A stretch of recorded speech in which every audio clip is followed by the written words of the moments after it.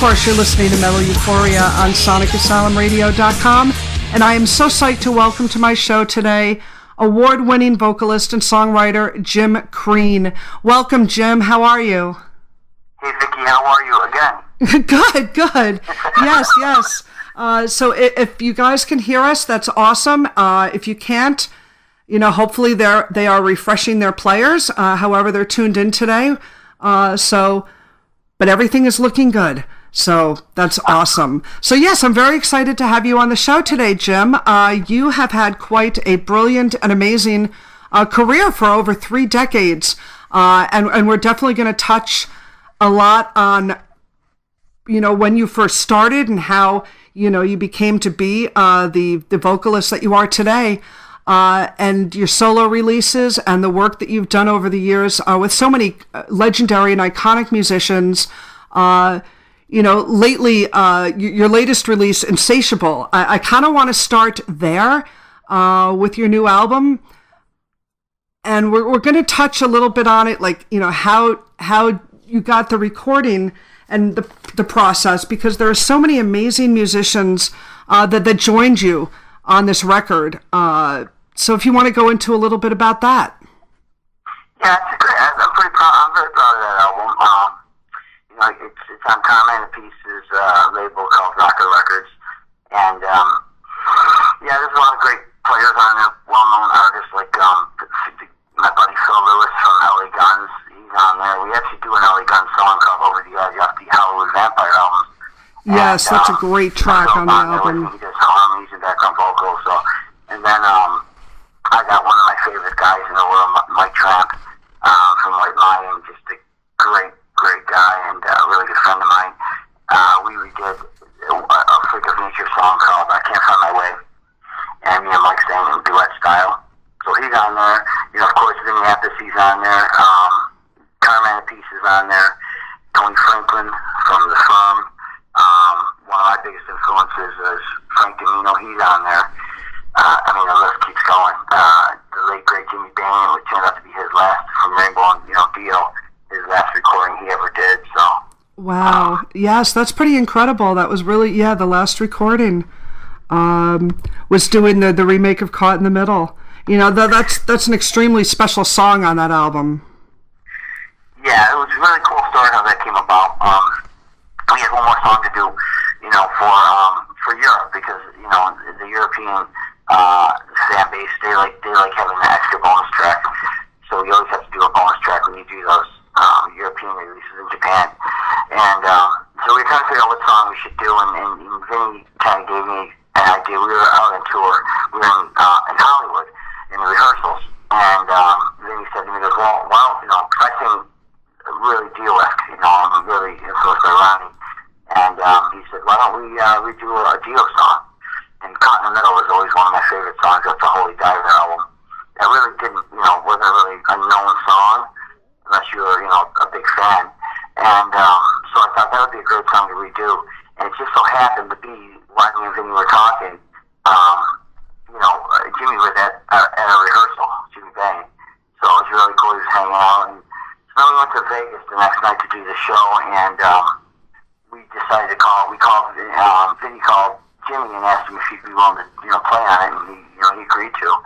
And at the show, one of my biggest influences is Frank Domino from the band Angel, just a phenomenal singer. He was at the show, and we brought him up on stage, and he did a couple songs with us, and it was just a magical experience. And then afterwards, I just asked him, I said, I'm just throwing it out there, would you be willing to sing on my album in some, facility? And he said, of course, so that's just a stand-up guy he is. And that was the 10th song that he ended up singing on with me. It was really cool that put all those guys together. Oh, yeah, another stellar track on the Insatiable album. And that's great. And, Frank Domino and Punky Meadows are recently, doing a lot of shows, reuniting from Angel. I know they just played The Chance recently. I think they did a show down in the city. So that's very cool, Yeah, and Frank's just, he's one of those guys where he's very humble and very, grounded, and for who he is and what he did with his career. I mean, let's face it, in the 70s, Angel and Kiss were two of the top bands. Yes.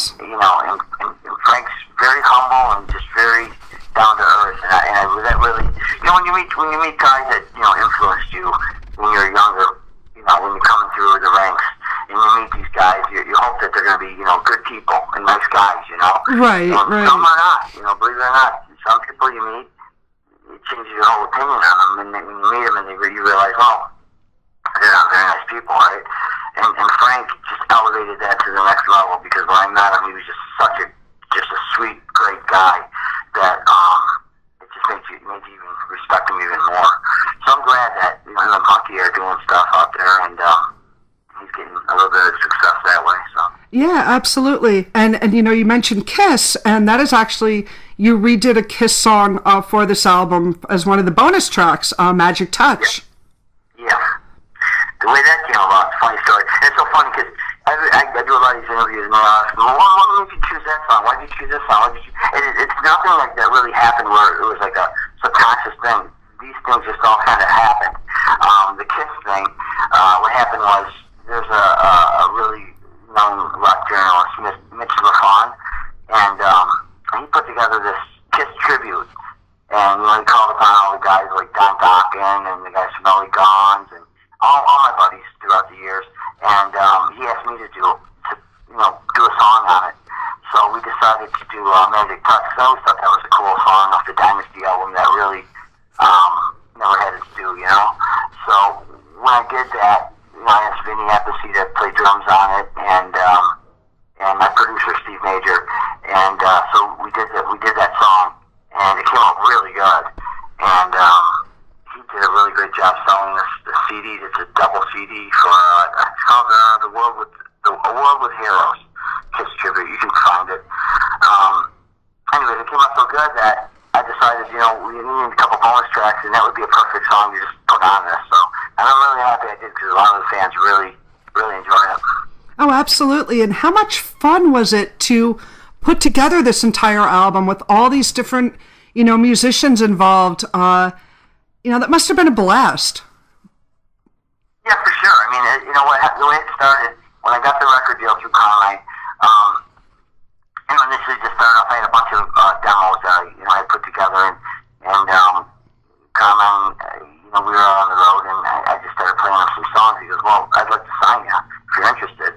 And at the time I was shopping around for a label, and it just was a perfect idea for me to sign this rocker. And when that happened, I had all these songs already written, so it was a matter of just recording them. And then I just kind of reached out to all my friends throughout the years in the business, and they all were just really responsive and saying, absolutely, whatever you need me to do. So I thought that was really cool, that these guys were, just really came to my side and played on the record. So it was a lot of fun making it. There's guys like Roland Robertson from Dio on there. One of my favorite guitar players, Robbie Lochner from Jack Russell's Great White, he's on there. A guy named Dave Costantino from a band called Talus, he's on there, he's great. And my fiance Colleen Messer-Cole was on there from a Hair Nation band. Yeah, she plays drums, right, on one of the tracks. Musicians on this record that, I'm just really proud of it. Oh, as you should be, Jim. It really is an incredible release. And it's, like I said, so much fun, so much talent thrown into one album. I mean, just looking at you, you've been a recording touring musician for over three decades. You've fronted a lot of regional and national recording artists. You've won a lot of awards going back to 2013, 2014, and 2015. Best Original Male Vocalist. In 2016, you were inducted into the Nightlife Hall of Fame Lifetime Achievement Award. I mean, that's incredible. So to have this album come out at this point in your career, I mean, what a great testament, to who you are as a musician and as a person, Well, I appreciate you recognizing that, and I mean, it's cool. I mean, it's always great to be recognized by your peers, and it's always great to be, get accolades like that. I mean, that's always a great experience. But and if I didn't have all those, it would still be the same situation. I just love playing music, and I love to do what I do, and if people are receptive to that, that makes it even more enjoyable. Exactly. That's the whole. Getting down to the depth of it you're a musician through and through. It's your passion. It's what you love to do. And that comes out in your recordings. Absolutely. And the music community, the metal hard rock community coming together, it's one of the best communities out there. There's nothing like being a part of the community that we are. It truly is a special thing among any other music genres that are out there. Hands down. Well, there's not a lot of it left out there, and the ones that are out there still doing it, in all honesty, I respect all of them because it's a tough business. It is. It's not a business that you can do. I mean, at the national level, I'm talking. It's a tough business because there's not a lot of work, and the work you get, you got to just embrace it. It's funny because I tour the world with Carmen and Vinny, and these guys are guys who play sold out shows at Madison Square Gardens and Wembley Stadium and things like that. And then we'll be doing 1,000-seat arena theater. So it's got to be humbling for those guys. And but that's just how the business is nowadays. You can be playing a small club, and then one night, when we do like these runs, we have like maybe a club that we'll play, and then like the next night we're playing a 4,000-seat arena. It's bizarre. Right, I can imagine. That's how it works. So to be able to do this is just a great experience and just a great feeling that it's still alive. Oh, it absolutely is, without a doubt. And how awesome that you've got to tour the world, as you said. What's your favorite country that you've played in? Well, the United States. The U.S. Awesome. Okay. Yeah, for sure. I mean, it's when you accept it in your own country, that's the best experience because that's what you strive to do. But the European countries are. Let me tell you, they're very passionate about music. The albums sell much better in Europe. Insatiable did really well in Europe and in Japan. And then the Peace album's just been on fire. We've been selling and making top. We made the Billboard top 100 album, and that's Billboard in Europe. Oh yeah, Sinister is a kick-ass release. Absolutely, love that album. Number 40 on the Billboard top 100 albums of 2017. I mean, that's unheard of in this day and age. But yet, people buy in Europe and Japan. They buy hard rock, heavy metal albums still, and that's awesome. That's still happening. I mean, it's not happening here in the States. That's for sure. People just download the music, and it's so funny now with this download and streaming, because people just kind of download the song. They can pick and choose the songs they like. Where in Europe they buy the actual product, the hard copy. So they're kind of stuck in a weird way with all the songs, and that's how you become, a recording artist. Because in Europe and Japan, and in markets like that, in European markets, they'll buy everything. So if you have a DVD, a CD, a vinyl, download card, they'll buy it all, and that's pretty cool because. That's how you get your product out there, and then they find tracks on the record that they normally wouldn't have listened to. Right, exactly. One time on the radio, and our title track to the album Sinister has been all over in Europe and Japan on radio stations. We actually have that album re-released on a Japanese label. Oh, did you? Oh, wow. Yeah, we've been supporting Sinister here at Sonic Asylum Radio for sure. It's a fantastic release, and the first collaboration from the brothers. That I guess maybe I'll just call the album APPICE. That's your safest bet because if you're talking to Zen, it's Apathy. If you're talking to Carm, it's Peace. So just call it APPICE, and your best bet is. That's your best bet. Exactly. And it's funny, when I had Vinny the first time on my show back in October, I finally had that age-old question answered, why they pronounce their last names differently. And I said, it's really just, perplexed me since the 80s, so... Yeah. I was glad to finally get that cleared up, What was the answer he gave you? Well, basically, their father said Apathy. So Vinny always went with Vinny Appice. But then a piece came, I believe it was Rod Stewart, introduce Carmine? Is Carmine a piece? Yeah, you do know the story. Yeah. What happened was Rod said to Carmine, he said, well, what am I calling you? Atmosphere, a piece? And he goes, well, what do you want to call me? What's easier? He goes, a piece. He goes, well, there it is. It's a piece. Yeah. And that's where Carmine just started going with it. Yeah. And it's kind of fun that they have that going. You know, honestly, it's kind of a neat topic of discussion when we're, live in concerts, because we do a whole little story about it. It's kind of cool. So. Yeah, absolutely. It's a lot of fun. So that was very cool getting that age-old question answered for me. Yeah, it's puzzling. Believe me. When they ask me, well, what do you call him? What do you call it? I said, well, when I'm hanging out with Zen, we'll call it Apathy. When I'm hanging out with Carmine, we'll call it Peace. And when I'm with both of them, I call him Sir. That's great. Right? That's the safe answer. Exactly. That's so funny. Yeah.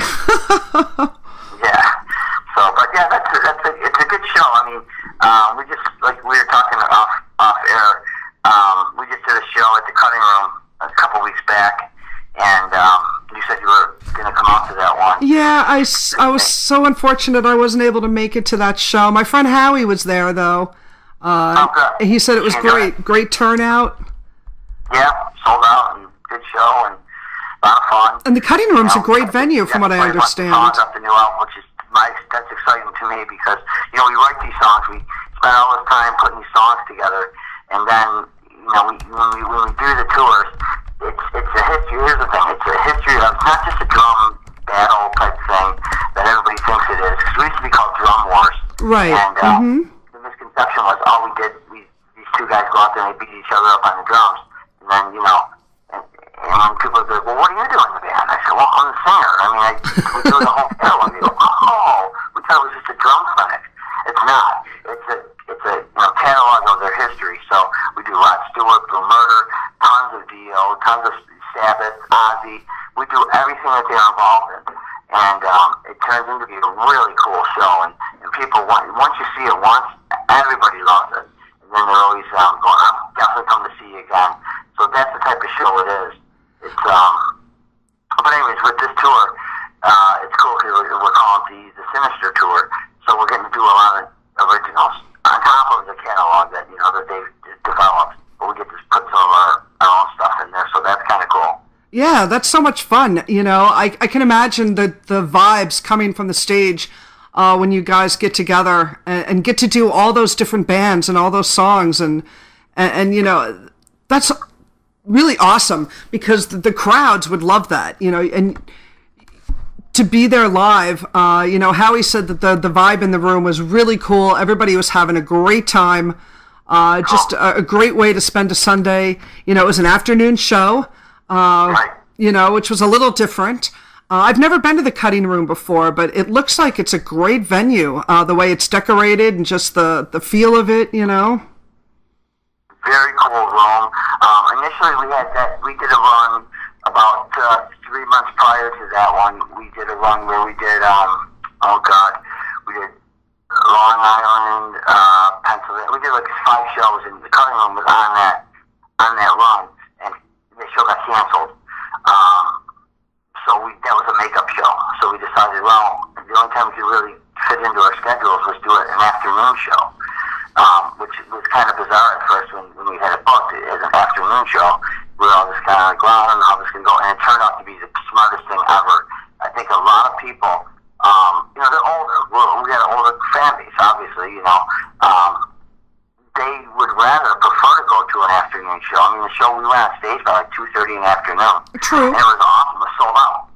And I said to Carmine, I think this might be the answer for this project. It's kind of a great idea because a lot of people don't like to go to a 10 o'clock show and get home at 1 in the morning. I mean, it was great. The show was done. Everything was. We did a long meet and greet. I mean, we did almost a 2-hour meet and greet. Wow. Which was 2 hours. That's incredible. Table, signing autographs, doing pictures, and normally we don't get to do a long meet and greet like that because if we do a later show, so hypothetically we do a 10 o'clock show. We're done by midnight. We'll do a meet and greet for like 45 minutes, right? Because it's getting late, and then we have to city, or we have to get to the hotels or on the tour bus, whatever we end up doing. Exactly, and the venues want, the place cleared out as well. And right, exactly. Security and all that, so they push the people right through, the meet and greet line. Well, this was so great. I mean, we had time on our hands, so we were able to just do a long meet and greet. And that's kind of unheard of in this business, and the fans really were receptive to that. They really got to hang out with Jim Crean, get the pictures, and really tell stories and hear stories. And so it was really a great concept. I really urge a lot of national bands to do it that way, do an afternoon show, and give the fans back a good meet and greet. That's a good thing about Jim Crean. They're very humble guys, and they're very down-to-earth guys where they give that nice long meet and greet. They don't come in with their egos and not at all. And try and act like they're better than the fans. They really go right with it. Yeah, they're extremely down to earth. Yeah, and that's a great idea. It should be. I mean, you see some of these guys that come out and you got these bodyguards standing with them, and they don't. They're not really personable to the fans, and it's. I never understood that. And it's just not how I am. I will take the time to. Vinny always tells stories about Ronnie.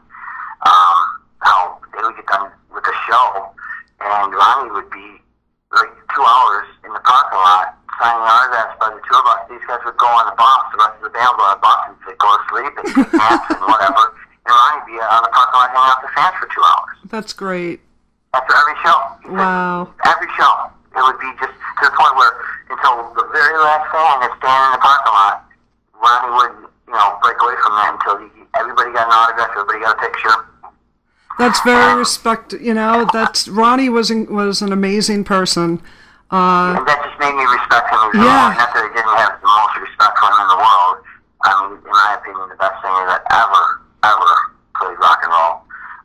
But that just put him up even to, superstar status, hearing that. Oh, absolutely. That makes me smile because, I'm a huge Ronnie James Dio fan. There's not a day that goes by where I don't miss him. So that makes me feel good to hear that he was so, I knew he loved his fans and, was very humble about it. Kind of similar how Judas Priest has always been over the years, that they've always recognized their fans and have never wavered from that in any way, shape, or form. And I think doing these, afternoon shows, when you look at it the way you just explained it, that is a great idea because you get to put on this great show in the afternoon. People are, still enjoying themselves. And you get this long meet and greet where you can take the time and talk to people maybe more than just 30 seconds, and then like you said, we're a little bit older now. So you still have your evening, especially if it's a Sunday night. People have to go back to work in the morning or whatever have you. And, so that's a great idea. It makes for a nice afternoon. Go out and see some amazing music and, meet the amazing musicians behind the music and just hang out, have a great day, From a financial standpoint as well, because nowadays you have to sell merch. Right. Merch is very important. It's a very big part of being in a national level band because you have to have good merch sales because you're just not making the kind of money that you used to make even 10 years ago. A big band like the Peace Brothers, there's a big budget involved in that. You have 2 big drum sets. We have a full crew that we bring out, a tour manager. All our salaries. I mean, it gets very tedious and expensive. Sure. So to have a strong merch table is really what offsets that. And by doing something like that, although that wasn't our goal, mind you, but by doing something like that, I mean, pretty much every piece of merch is moved from the table, and that's if bands are looking to do those type of things, it makes complete sense to do that. We sold out our vinyl. We had I think 40 vinyls. We sold those out within 5 minutes. Wow. Yeah, and you figure $25 a pop. So you do the math. I mean, it's just one of those situations where, from a financial aspect, it's a great thing. So bands that are older bands. I'm talking older bands. This wasn't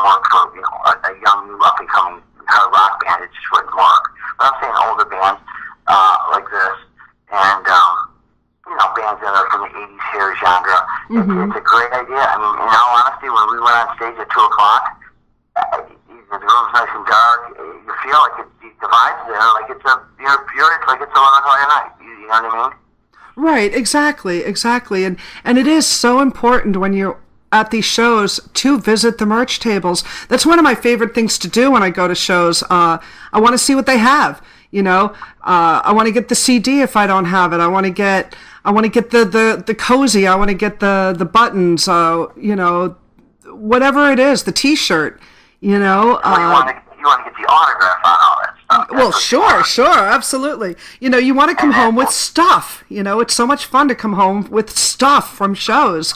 So yeah, one of my favorite things, and it is so important for the bands, and it should be just as equally important for the showgoers, because you get to come home with some cool stuff. So it's a good win-win all the way around, I think.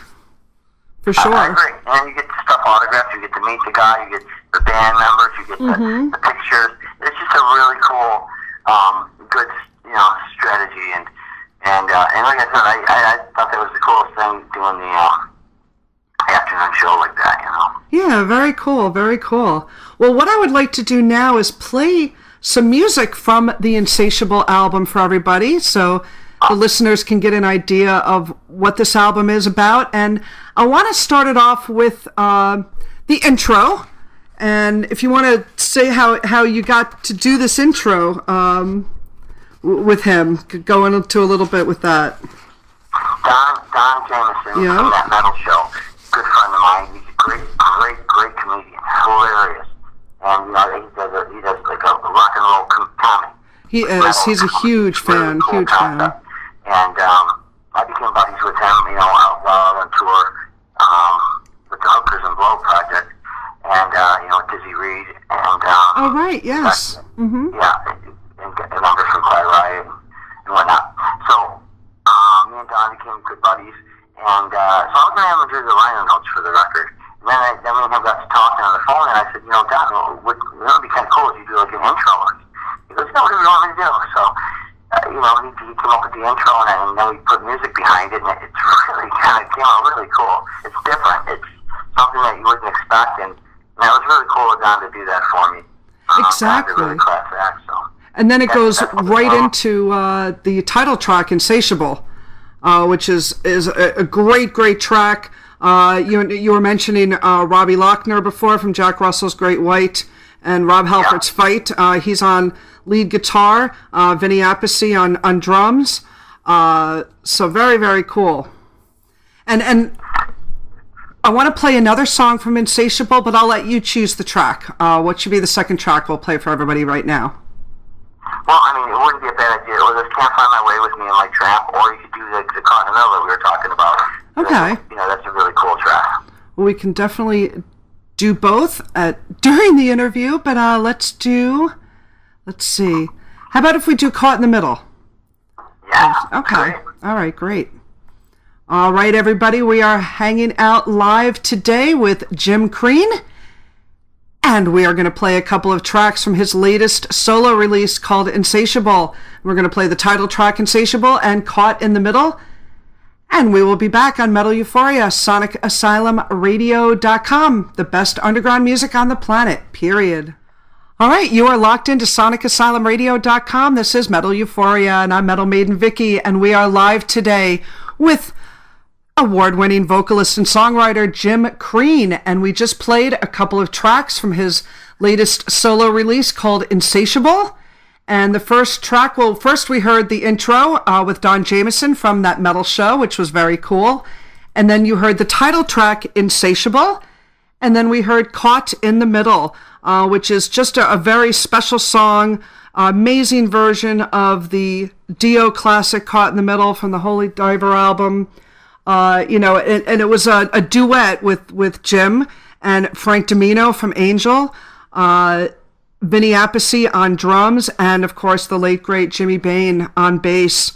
Just a really, really special track, Jim. Yeah, it's bittersweet. Jimmy just was a gentle giant, and he's just a great guy, and it's awesome that I got him on the record, but it's very, very, I never got to hear the final mix of it. You know, right before he left, you and I were talking off here how Vinny was telling the story about what happened on the cruise. Yes. Well, right before he left for the cruise, you know, we were in the mastering stage, mixing mastering stages of that song, and he sent me an email and asked me, you know, hey, make sure you send it to me before you finally, you know, master it. So I want to hear it, and that was the plan. I said absolutely. So, and yeah, we just never got, you know, obviously didn't get back from the cruise, and just never got to hear it. So. Oh wow, you know. So it's disheartening, but it came out great, and I think he would have been very happy and proud of it. Oh, he absolutely would have. Because it was the real rhythm section of Vinny and Jimmy, and it kicked ass for sure. It's magical, you know. It truly is. It's true. We try and keep it true to the original Dio format of the song, but of course nobody sings like Ronnie Dio, and it was cool because Frank didn't try to sing like Ronnie. Frank sang like Ronnie. Frank sang like Frank from Angel, and I sing like me. You know, I try and keep my. I hope I do, anyways. Have an original song and voice, and so we didn't try and, you know, sound like Ronnie or anything like that. We just wanted to do a justice of a great song by the best singer.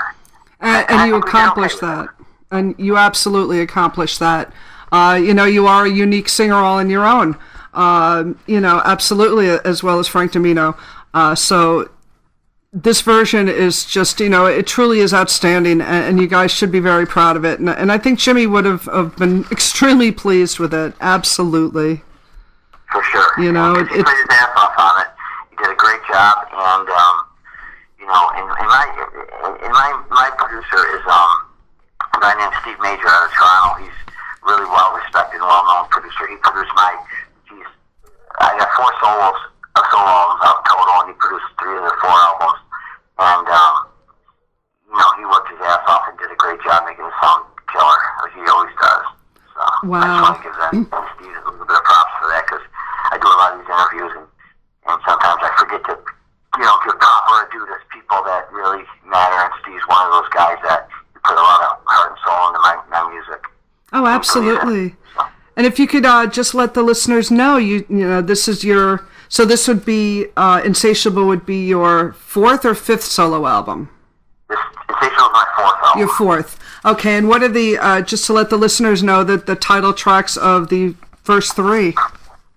Well, the first one was just a self-titled EP. It's a 3-song album that I did in '91, and I did that with Phil Mello, who was in Tallis, and Peter Criss, and he produced that one, and Paul Mangoni, who was in Coney Hatch. Those guys produced that album. It's a great album. It's a 3-song album. We actually did a video for one of the songs, Running Out Through the Night, that was on MTV a bunch of times, and was entered into a really cool contest. So what happened was they were doing unsigned bands, and we got submitted in this contest, and again, we ran up against like hundreds of videos, and we were selected to the final 2, and it was really cool because Kelly from Regis and Kelly, which is Kelly Ripa. Oh yeah, yeah. She was the VJ at the time, so you know, there she is, young. You know, we were all young, and she's on there talking about my music and stuff. It was really cool. And we went to the finals, and the final contest winning deal would have been a 2-album deal with Island Records, and getting to be an opening slot on the Aerosmith tour. So we were really excited. We thought we had a pretty good chance at getting that, you know. And we went up against the band Fuel, and the rest is history, right? Wow. So Fuel obviously won, and they went on to have a great career, and did a good job. But yeah, that was my first album, just a solo EP called Jim Crean. The second album is called Elegance, Excess, and Decadence. They came out in, I want to say, the first one was 91, this came out in 2004. Then in 2011, I did an album called Velvet Crush. And then, of course, in 2016, we did Insatiable. Wow, okay, so there's quite some gaps in between the albums there. Now, you also are involved with a project called Hair Nation, which is a really cool, great tribute band that you tour. I guess, do you primarily stay within upstate New York where you are? Yeah, but we've been everywhere. I mean, we played the Whiskey a Go-Go in Hollywood. Oh, cool. Twice. First time we opened for a band, and then the second, they liked us so much we came back as a headliner and we sold out the show. So we did that. We played there. We played all over Pennsylvania, mostly upstate though, mostly East Coast. Now you just had a show last night, right? Runs up and down to the city and back. So I think we're out of Buffalo, New York. So. Yeah, you're way up there in Buffalo. Yeah, I'm down near Westchester County. So that's quite a ways. Are you starting to get nicer weather up there, or is it still kind of snowy? It's funny you said that because we're having, as we look, I'm in my office right now looking out my window, and it's hail, freezing snow, and it's freezing outside. Now it's snowing. Oh my gosh! Impossible weather. Oh man, we had a pretty nice day down here. It was like in the low 70s, and but tomorrow it's supposed to get back down in like the upper 40s. So yeah, they're looking at power outages, and it's been all over the news. Power outages tonight. Oh man. So, yeah, we're the weather's great. Having a hell of a spring, huh? Jeez. Oh, well, Buffalo, I guess you got to expect it, we get a bad rap for that, though. I mean, yeah, the blizzard is 77, but, I say this, and now we're probably going to get a blizzard tonight, but we've been pretty lucky the last 4 or 5 years as far as winter goes. We've had really mild winters. I mean, we're close to Niagara Falls. Yes. So, we get that lake effect snow, but for the most part, we've been good. This winter was horrible. And you guys been getting killed. You guys got killed this winter, didn't you? Yeah, just in the month of March, there were like 3 nor'easters almost back to back. Just boom, boom, boom. And, it had been a pretty mild winter up until that point, and then we just got nailed. But other places, I know PA got hit really hard this year, just several times. So I guess it just really depended on where you were. I mean, even some of the storms we had here was really town by town, like where I lived was maybe nothing, but when I got to work, there was a ton of snow. So it was weird, the way the weather was this winter. We were in New York City twice. We were in Staten Island about a month ago. We opened up for Ace Frehley with the Apiece. Oh, nice. And, it was a great killer show. And the weather was so cold. I mean, it was impossibly cold out. You walked outside and I've never felt cold like that ever. It took your breath away. Wow. It was, and even in Buffalo, we never really got weather like that. When we were in Staten Island, it was unbelievably cold. We had the driver come pick us up literally at the door of the theater, and we walked out of the door and jumped into the car right away. Oh my gosh. Well, we have Vic Rabowski in our chat room. He says he goes fishing every July up by Buffalo and Dunkirk. Oh, yeah, that's not far at all. Awesome. Yeah, he's only about 45 minutes from me. Okay, very cool. Yeah, we got a bunch of people, we got some comments in the chat room. And if you're out there listening, you guys, and you want to come into our chat room, definitely come on in and say hi, especially if you have a question for Jim. Definitely let me know in the chat room. If you go to our homepage, you'll see a chat room button at the top. You click on it, and you just have to create a username for yourself, whatever it is you want to call yourself, and a password, and that's all you got to do. Come on in. We would love to meet you. But yeah, so Vic he's a big fisherman, also a drummer. He's a musician as well. Lori in the chat room said that the tracks were excellent. And they're talking about merch. That people love, to get merch and come home with things. Absolutely. Getting Ian out in the UK. He says he has over 300 band t-shirts, loads of buttons, patches, CDs, posters, and on, and that's what we love, I myself am guilty of having an abundance of black t-shirts, over the years. I never get rid of any of that stuff, Absolutely not. Going back to Ian from the UK, I mean, the UK is great when it comes to marketing, the packaging on the records. I mean, the record that we did in Japan, they did extra liner notes and sleeves, and it just came out really cool. I found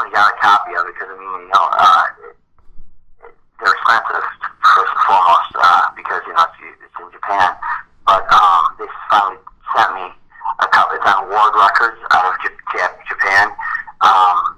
But they really just do a great job with all that. You know, you can find really cool T-shirts in Europe and the UK and all that kind of stuff. So more so than you would here in the States. For some reason in the States, people don't care about that as much as they do in Europe, you know. And I never understood that, because if you look at my packaging on the Insatiable record, we got a booklet in there, and I have this really great artist called Ed Udniski out of Russia. He does all the Russian, like, Harlequin romance novels and stuff like that, and his artwork's unbelievable. And it's expensive to do it, but, you know, you look at it and you get lost in the album cover. You know, like the old days when we look at a Kiss album and you listen to music, it was always kind of cool looking at the liner notes in the album cover and listen to the record. And I think bands got away from that as of late. They're putting out albums with like a black cover. You know what I mean? It's just, I don't know. I always like the futuristic big album covers. Yes, and for the listeners out there that may not know, the Insatiable album cover is really cool. It's got you, and you're wearing like a pair of jeans and this really cool leopard coat and a black scarf, black T-shirt, and you got, you know, lions on each side of you. It looks like you're standing on some kind of like a futuristic planet. We got the moon and sunrise, you know, the sun behind you. Really excellent artwork. And I love that your logo too for your name. That's a great logo. Yeah, I did that. That picture was actually taken. We did a video for the song "Can't Find My Way." Me and Mike Tramp did it, and we filmed that. This is a cool story. We filmed that at you know where they did the final scene for the Planet of the Apes? It's called Point Dume Beach in Malibu, California. Okay. And the beach that they did the final scene with the Statue of Liberty is in the ground, and then Joseph Hudson jumps off the horse and says, "Oh, he finally did it, he blew it up." Yes. Well, that same scene, we filmed there. We filmed the video there. Oh, wow. That's awesome. And I'm on that mountain. That picture is, I'm on that mountain. And my fiance, Colleen, took a bunch of pictures. And it was in between shooting the video. She goes, "Hey, just let me get a couple pictures of you." So that we filmed me stand that we were looking at the mountain. That's the actual mountain from the Planet of the Apes. So that was, she just snapped a couple pictures for the hell of it. And then it came out so good, I said, "Oh, this is perfect." So I sent it over to Ed. And then he put all the futuristic stuff to it, but that was cool. So if you get a chance, go on YouTube and you can find the "Can't Find My Way" video with me and Mike Tramp. It's a really cool video. Oh, very cool. Put it together. It came out really good. So. Yeah, I'll definitely have to check that out. But I love the artwork in this, the colors that are used, very vibrant, very eye-catching album cover, for sure. You know, it's one of those album covers where you would want to buy the album just based on the album cover? You know, it's funny you said that. I got someone working on my new album for me, Jeff Dury, and he said, he goes, "I buy albums at stores. Not too many people do anymore, but I buy albums at stores based on the album cover." And he goes, "I just see if I can see a great album cover that catches my eye, I'll just go out and buy the album, whether it's good or not. And if it's good, well, then it's a huge bonus, right?" So, that being said, I'm the same way. If I see a really cool album cover, I'm going to give it a chance, you know? Right, exactly. You know, that's how I first got turned on to Diamond Head. I saw the Borrowed Time album at a church tag sale of all things. And I loved the album cover, and I thought, oh, these guys have to be cool. You know, I had no idea who Diamond Head was at the time. I bought the album for like $2. I got home, put it on my turntable, and I was like, whoa, you know? Great guys, too. I did a couple shows. You said Diamond Head, right? Yes. Yeah, I did a couple shows with them. They're really great guys. Did you? Oh, awesome. You know, because they put out that new album recently, and, you know, they're still, you know, going strong. You know, you got to love it. Absolutely. I love when the bands from, you know, our childhood still around. We're actually doing a show. I have a Jim Crean band, you know, that we do as well. And we're doing a show with a couple shows with Anvil. And those guys are still out there kicking ass, and that's really cool, right? You see these bands still going for it, you know? Oh, absolutely. I always say to my friends, like, did we ever think back in like the mid 80s when we were in high school or whatever, that we would be listening to New Judas Priest in 2018? No, we would have laughed our asses off and been like, you're kidding, right? New Saxon, new Raven, new Armored Saint, it's just incredible. And they're putting out amazing releases, new Iron Maiden.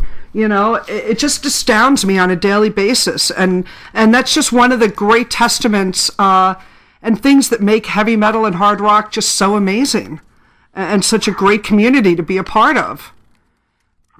Well, it's cool that these guys are still around. That's the first step. And the yes. second step is cool people still buy the stuff, Exactly. I wanted to give a shout out to Nessie. She's just joined us in the chat room.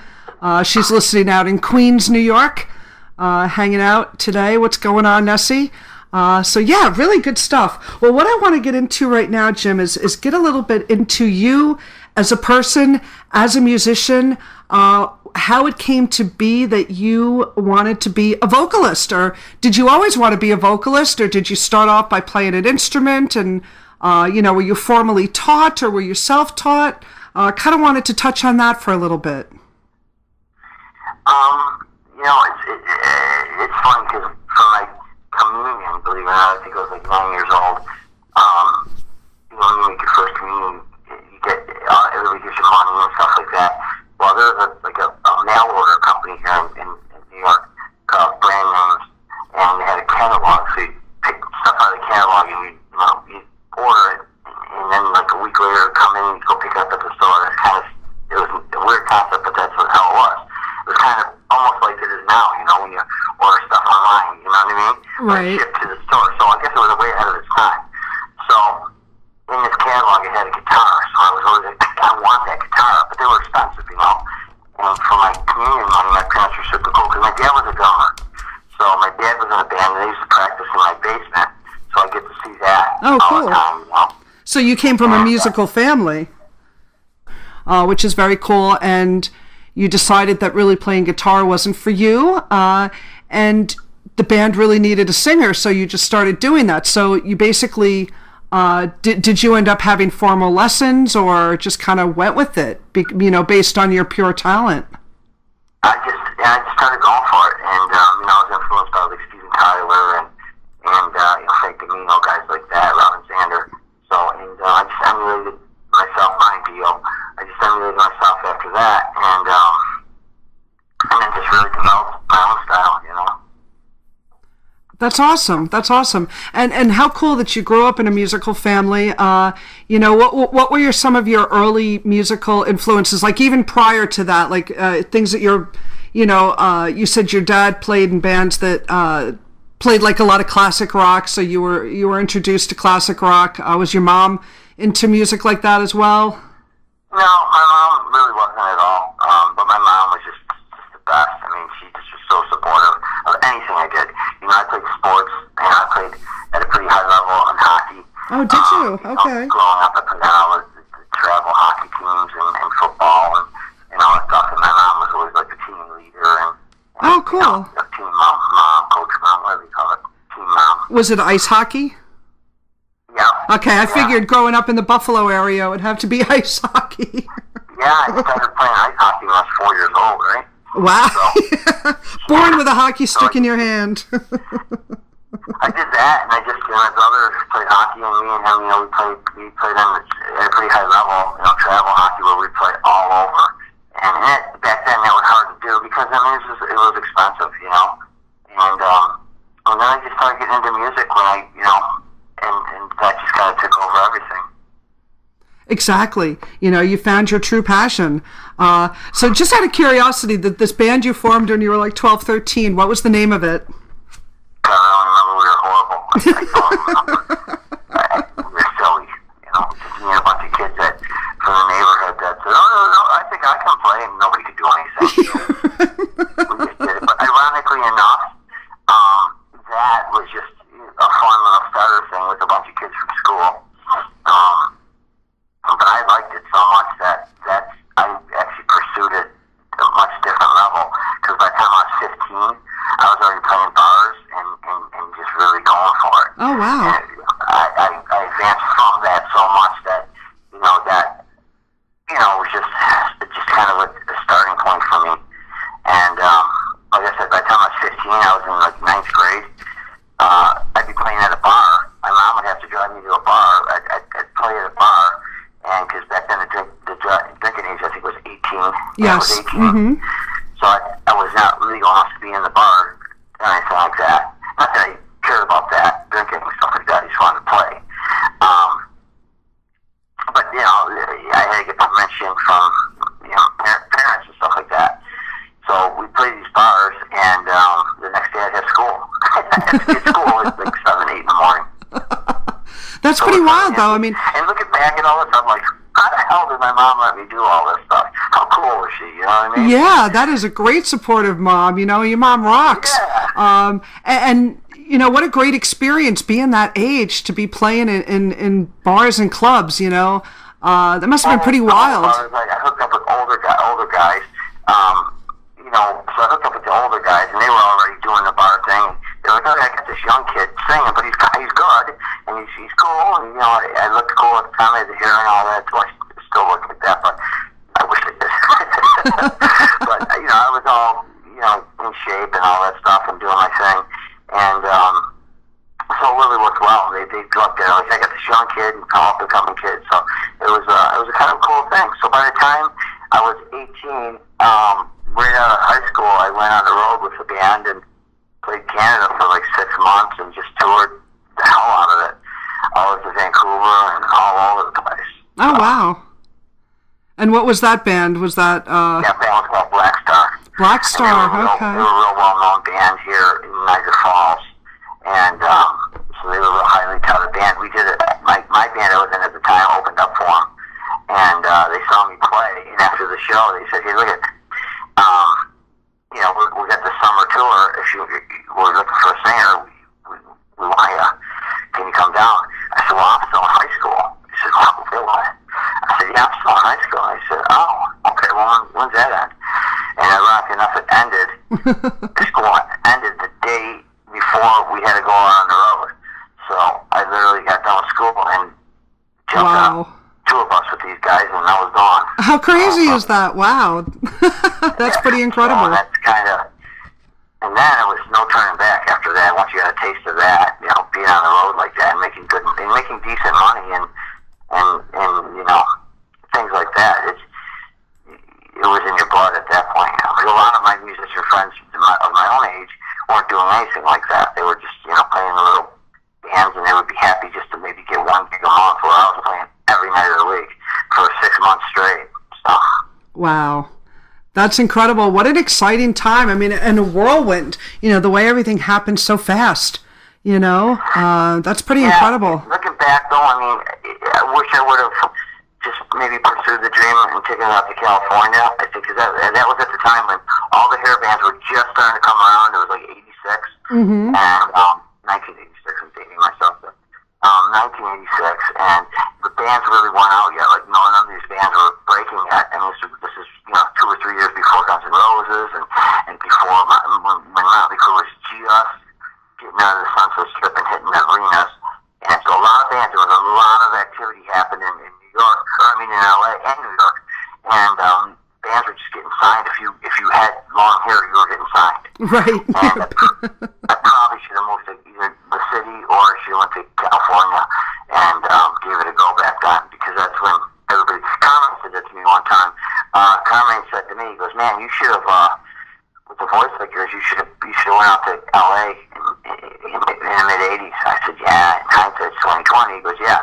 Right. We couldn't find guys like that. He had his King Cobra band they was putting together. Because we were auditioning guys, no one could hold a note. He goes, you got picked up by a band for sure and got signed." So, absolutely. That's the only regret I really have, that I really wish I wouldn't have went the route of traveling through Canada. That seemed like a longer road to get to where I needed to be than just going right to California and landing a big gig like that. Just going for it. But things happen for a reason, and think of it this way too, Jim. You never would have probably met Colleen. So that's definitely true. We talk so about there you that all go. the time. You're totally right. You're 100% right about that. It's I mean, if you want to look at it that way, that's you try to justify kind of why you didn't go for it, and I am a true believer in things happen for a reason. And my kids, I have two beautiful daughters that I love too. And, well, there you go. And Colleen and all that. So I'm very happy with how everything worked out. I'm playing with the two best drummers in the whole world, Vinny and Carmine. Oh yeah, I mean, every day I wake up saying, "Oh, this is really cool." What a blessing! And how did you actually get hooked up with Carmine and Vinny? Like, how did that come to be? Well, about 6 years ago, they were doing these drum wars things, tours or whatever, and they would go to different cities and get like different bands. So they'd get guitar players, bass players, and singers from every city. So every night they played, they never knew who they were going to get. They would rely on the agents to just kind of put together an all-star band for them. And it never really worked out like that for them. And they'd get there, and then sometimes the bands were good, but the singers weren't. Sometimes the singers were good, the bands weren't. It was never just a complete, happiness. And my agent, my agent boss, put together our all-star band here in Buffalo, and I was part of it. And when they came out to Buffalo, after we did the first show together, they said, "Well, you did a great job, and we got a bunch more shows if you're interested." So they ended up canceling the bands that they had on the rest of the tour, and or the singers anyways. And they asked me to do it full time, and of course it's been about 6 years ago already, so it's been great. And then we got, as the show got more pronounced and more organized, then we decided that pickup thing's not going to work. You just can't pick up people and expect there to be chemistry and all that. It just doesn't happen that way. And the more and more we started doing, because we did a bunch of them like that. We went to Montana, we went all over the place, and some of these bands just weren't musically prepared, I guess you want to call it. And so it was to the point where we were just, we said we got to get main players. So then we decided to go with Phil Sasan from Ozzy. He was our bass player for a while. He's in that last line with Vinny now. And T-Bone Anderson, who's from, he's the Government Mule and all that, so Planet of the Apps. We have that band on the West Coast. And then we have Jimmy Nardi from Artie Dillon from New York. Big New York guys. They're just monster players. Jimmy Caputo, who plays with Cactus, with Carmine, and Artie Dillon, who's just a monster guitar player. So those guys play with us on the East Coast. So, and then on the West Coast, we also use the Akaya sisters as well, who are just phenomenal players. They play with the drummer from Jane's Addiction. And actually, they're playing with Limp Bizkit right now. So they're in Japan with Limp Bizkit as band members. But so that's how that happened, and it's just been a great ride. I mean, I've met so many people in the industry. Vinny and Carmen are so respected that when we're out doing these shows, I mean, you never know who's going to be at the shows. Just big name producers and things like that. It's just been a great experience. Oh, I can only imagine. I mean, that is a great story. What fun, man. Yeah, they really are very well respected, as they should be. I mean, they're great guys, phenomenal talent, the both of them. Just been a long-time fan. If you're a fan of this music and you don't know who Vinny and Carmine are, then, there's something wrong there.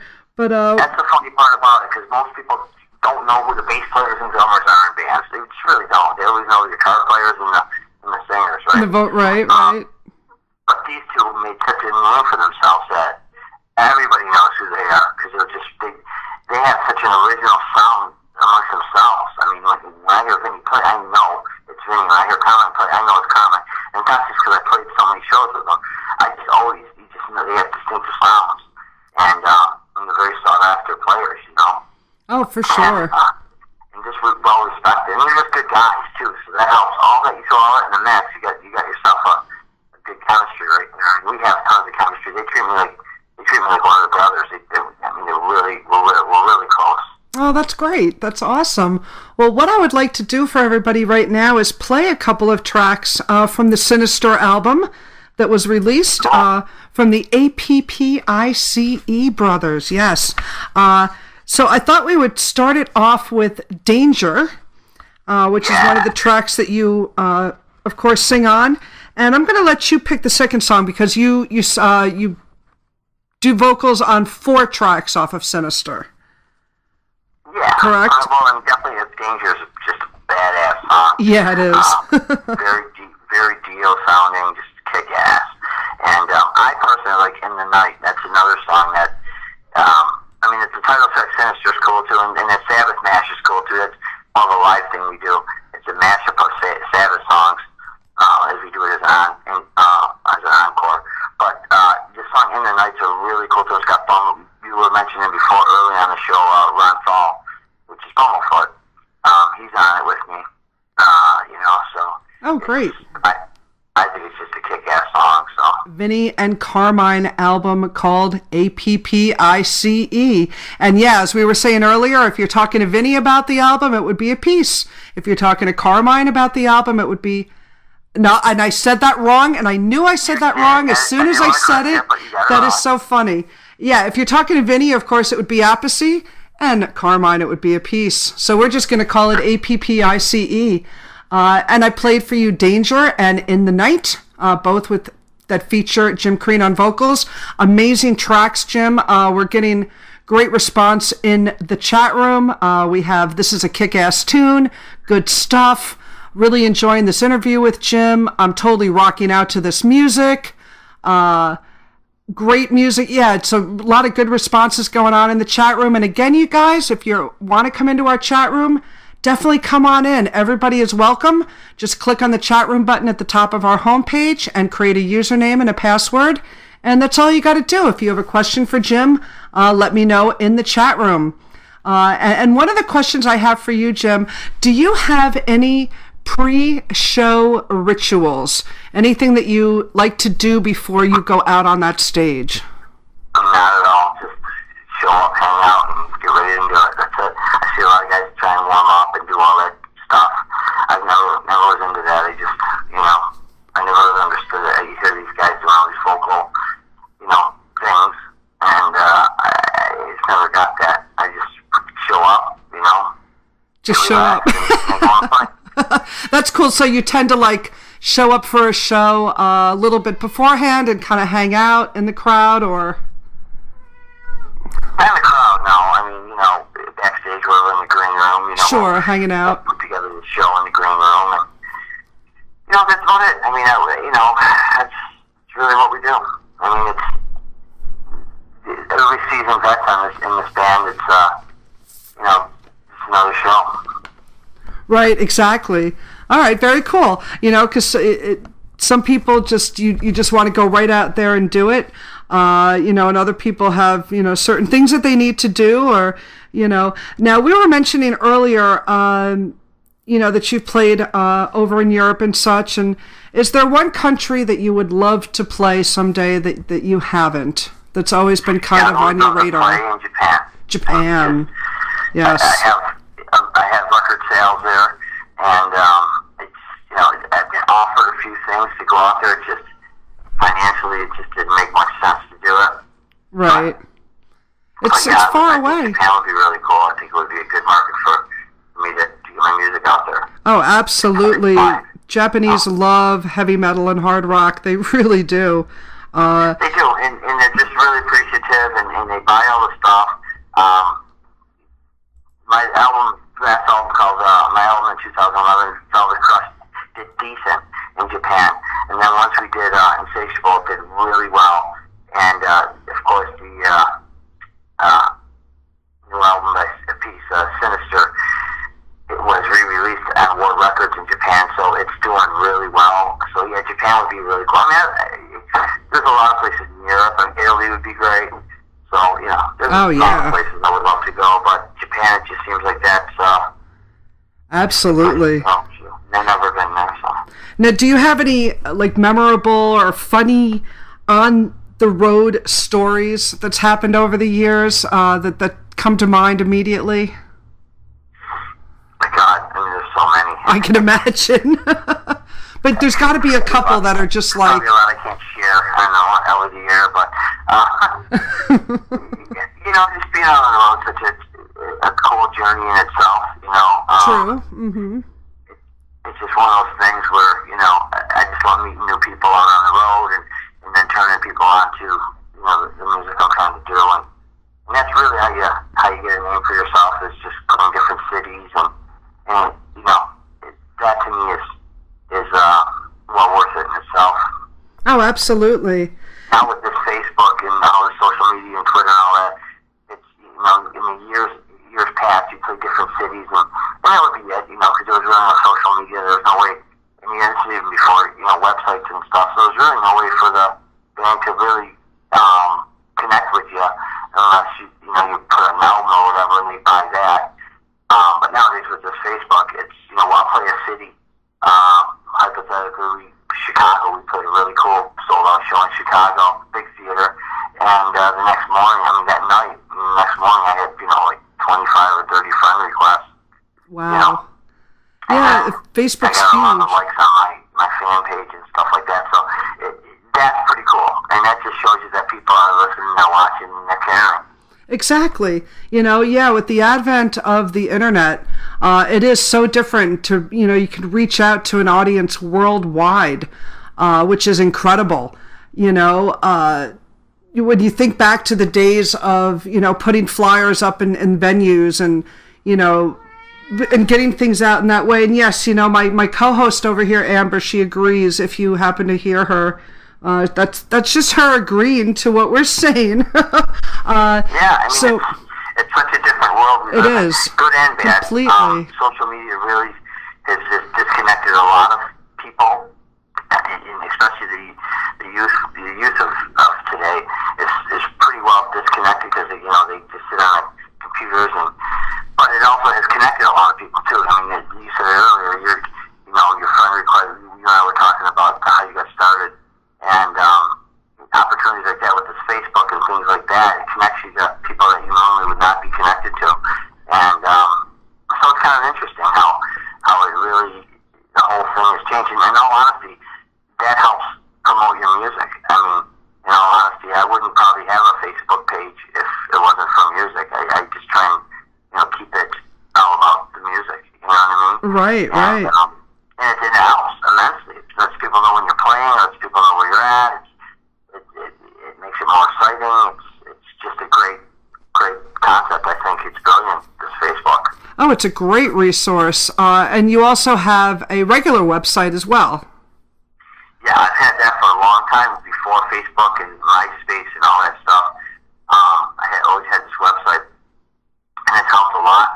It's funny now, I just got 3 friend requests here right now as we're speaking. Probably people listening to the show, so that's cool. Oh, excellent. That shows how this thing really works. But my website's Jim Crean, that's CREAN.net. Real simple. Excellent. You can get all my music on there, videos, T-shirts, everything you can think of is on there. Very cool. Now, that's definitely one of the changes that we've seen, over the music industry over the years, is definitely the advent of the internet and social media sites such as Facebook.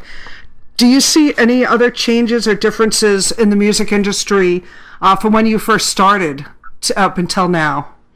Oh, yeah, night and day. It's, when you first started, you couldn't really get, when I first started anyways, you really didn't, you didn't get, you really didn't get connected with the fans like you can now.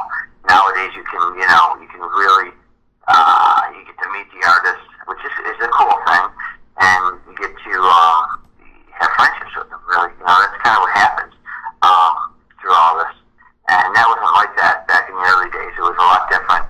And the music scene in general has just been, it's really went down compared to what it was like, even 15 years ago. You were talking about Hair Nation before. I formed that band 18 years ago. Wow. That band's been on 18 years already. Can you believe that? And it started off as a whim. It was just a little idea to throw together and do a couple of the 80s songs, and just have fun with it. Because at the time, I was just writing originals and doing things like that, but there wasn't a lot of places to play. The music changed so much, where the grunge thing happened, then the 2000 type music happened, and really, I didn't really find a place with either of it. To be honest, I couldn't connect to either style of music. And then I said, you know what, let's kind of do what everybody else was doing and revisit the 80s music. So that's how the Hair Nation formed. And here we are 18 years later, we gained a huge following for it. I've won a bunch of local music awards, and we got inducted in the Hall of Fame with that as well. So it was just been really wild. Yeah, that's awesome. And it's a very active band as well, Hair Nation. Oh, yeah. I mean, you have tons of dates, coming up in the rest of April. You have a bunch of dates in May and June, going into July, up through September. So that's great, Yeah, that band is constantly working. I turned down dates, actually. We get offered to jump on tours and stuff like that, and I turn it down. I mean, I got to keep my schedule, clean for the Peace Brothers. And then I'm also doing a super group. It hasn't really been officially announced yet, but I'll do it now. Why not? Oh, wow. It's a band called Held Hostage, and I'm going to be singing with that. They're doing an album, and it features members of the band The Rods. It's got Carl Kennedy from The Rods on drums. Excellent. It's got former members from Quiet Riot and the band Riot, and what's his name, G. Snyder's old band Widowmaker. So it's going to be kind of a super group, I guess you want to call it. And that's coming out. We're doing a tour with Ross the Boss from what was he, Manowar? Yep. Wow. And then we're going out with Willie John Roth from Scorpions. Very cool. Well, I thank you for announcing this on my show today, Jim. That's awesome. I'm going to have the lawyer contacting me by the end of the day. Why did you announce it? Fine. No, that's a great lineup. Definitely looking cool forward to lineup. that. I don't know if I'm allowed to announce everybody, but I know Carl Kennedy's involved. He's a big name in the industry too. So sure, absolutely. The Rods rock. The Rods are great, man. That's Ryan James Dio's cousin's band. Oh, really? Yeah, David Rock Finstein is Ryan James Dio's cousin. I didn't know that. And he was in the Rods. So, wow. Yeah, like Lori said in the chat room, breaking news. Yeah, so it's weird. Like the whole Dio camp, I'm so connected with because I played with Vinny, Jimmy, Roland Robertson. I mean, all these guys. Wow. When Dio's, helped do some stuff for the Peace Brothers. If you look at the liner notes, there's a bunch of great pictures in there of Ronnie, and the album was dedicated to Ronnie. We got Wendy's permission to use his likeliness in our video, and so the whole Dio thing's been just a great experience for me. That is very cool. And the name of this project again is going to be? That's called Held Hostage. Held Hostage. You've heard it here first, you guys. That's going to be great. Yeah. If you follow my career, you'll be hearing about it. But we're just in the negotiation stages right now. My agent is John Pettigrass, and he's actually working on all the details for me right now to make sure it's a good deal. Right. I'm sure it's going to be. And I'm looking forward to doing some shows with that, with Hair Nation, and of course with the Peace Brothers and my solo stuff. Jim Wow. Crean. You are such an incredibly busy human being, Jim. You really are. Listen, my thoughts are you have to be in it. You have to keep doing it. I mean, you can't do it. If you're going to do it, you have to do it all the way. You can't just do it partially. You can't just, fake it. You really have to do it. And that's the only way to do it. If you don't do it that way, then my thoughts are, you're not really dedicated to it. Right, exactly, and you are extremely dedicated. That shines through with everything that you're involved in. I mean, that's just incredible, Jim. It really is. I admire that. And as we were saying earlier, it's because it's your true passion. It's what you love to do. Getting out on that stage and singing for a crowd has to be such an incredible experience. I always say, being a fan in the crowd and feeding off the band and in turn the band feeding off the crowd, there's nothing like it. And it's not an experience that you can get from watching a YouTube video. I mean, YouTube videos are great. I love YouTube. But you have to be there live and feel the vocals go through you, feel the bass, resounding through your body, feel those guitars ripping, the drums pounding, feel the floor moving, just being in the crowd and the vibe. There's nothing quite like it. Live shows just rule. They really do. You see, nowadays, we talk about this all the time, but nowadays people jam the cameras in your face while you're playing, and everybody has a camera on their phone now, it's, and everywhere you go, you're being videotaped and you're being scrutinized and all that stuff, which is cool. A lot of guys hate it. I don't mind it, A lot of guys, get upset and they'd rather have you not have the cameras on them and just sit and watch the show. I get it. I get both aspects of it because it's cool to take that experience home with you and then you have it forever, especially when you're at that show and you're just really feeling the music and it's a great thing and you think, oh shit, I should catch. I'm sorry, I swore, but that's okay. You should catch. In your head, you think, oh, I should be capturing this because I'd want this down the road. So then you pull up the camera and you start, filming the whole time. And I do get the fact that when the video camera's on, the artist, it is distracting because you're not really paying attention anymore. Now you're just focusing on the video, make sure it's working. So you lose that sense of enjoyment. But I do get why people do it because they want to take it home with them. They want to, the next day, wake up and go, what a great night I had. I want to rewatch it and revisit it right now. Right, so exactly. I get both sides of that.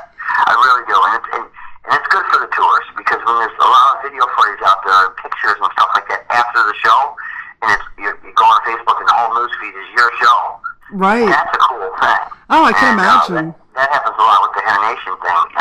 I go on Facebook or whatever, and the whole news feed is just loaded with the show.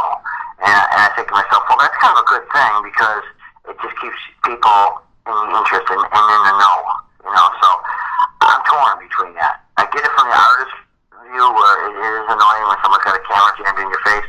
I get it from the guy standing behind you in the audience. You got the camera up in the singer's face and you're blocking them. I get all that. But I also get why people do it because it's cool to have that memory. I mean, how great would that be if they had video cameras and stuff like that in the 70s? How great would it be to have, the whole Aerosmith Rocks tour on video? Right? Awesome. Wow. Yeah. That would be incredible. Like you said, oh, man, every show from the Aerosmith 77, whatever, Draw the Line tour on video. It'd be unbelievable. That would truly be incredible, for sure. It's... I get it. So I'm torn between that whole topic, and I've had this discussion with other musicians. Like, no, I hate it. I hate when the phone's jammed in my face and I'm trying to sing, and I said, yeah, I hate it too.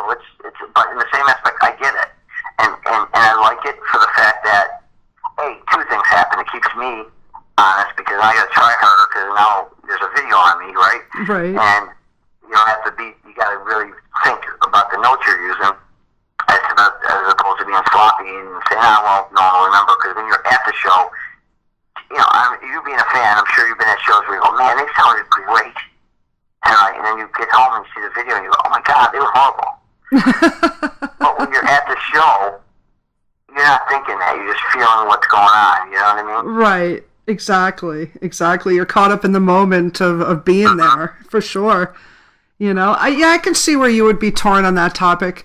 But it is exposure, and like you said, you see your news feed, just influx of things, and and that's a great feeling because it gets you exposure, and with all the sharing capabilities that Facebook has, it's incredible how quickly things go around, and the speed of it. I'll give a shout out to Brad Toss. He just put a post up. Thanks for the ad. Great interview. Great tunes. Thanks, Brad Toss. Thanks for listening, buddy. Yes, Brad is our Thursday night DJ here. He is one of the station owners. All right. Yeah, he has a show on Thursday nights called Mad Brad's Metal Mayhem, and it's very cool. Yeah. On that show, too. We'll have to do a show with Brad. Yeah, definitely, definitely. We have great DJs here every night of the week, and everybody offers their own flavor.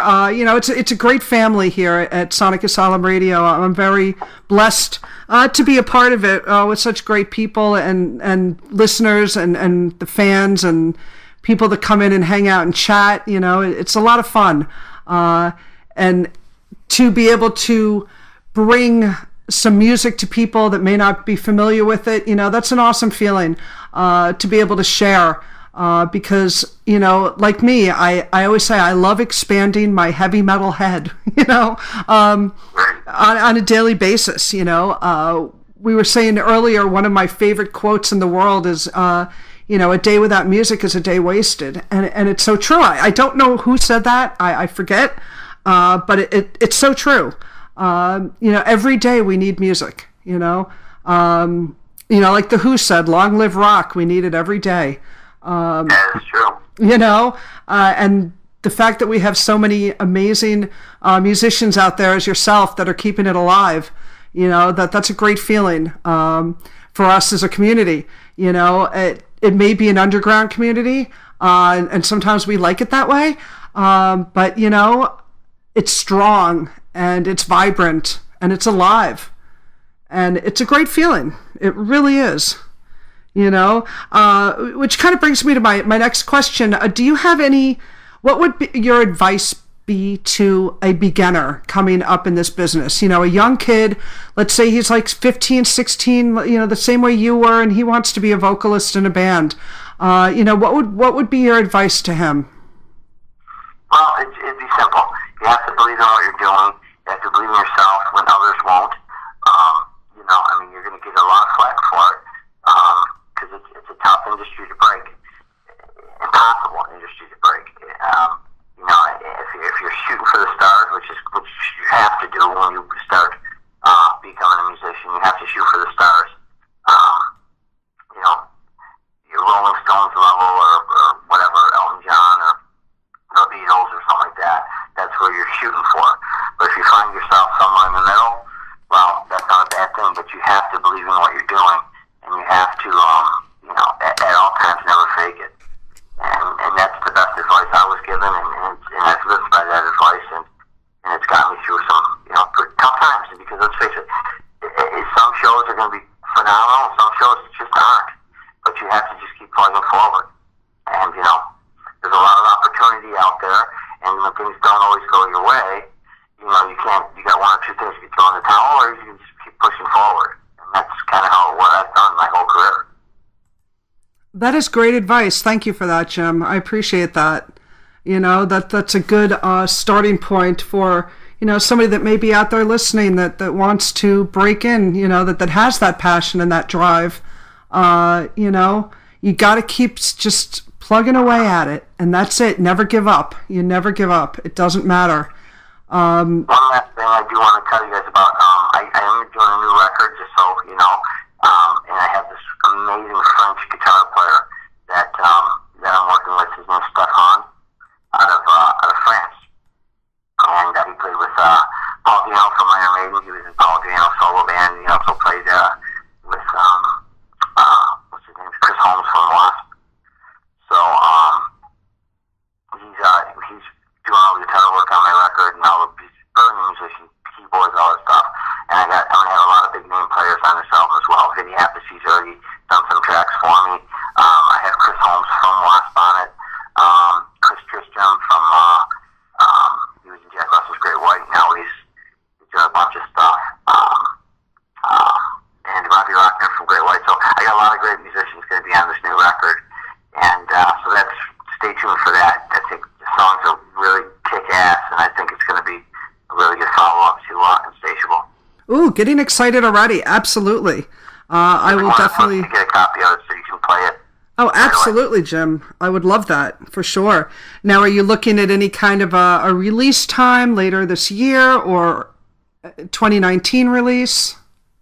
I definitely would like to have it all recorded within the next couple of months. We're in the recording stage right now. Okay. We've already demoed everything out.